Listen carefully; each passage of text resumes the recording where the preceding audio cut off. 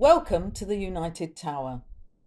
Let's start by customizing your avatar.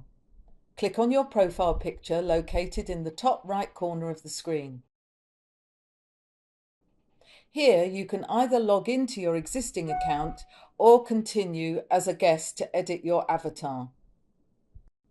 Choose from a variety of clothing, hair and skin color options to create your unique look. Once you have finished, click Next.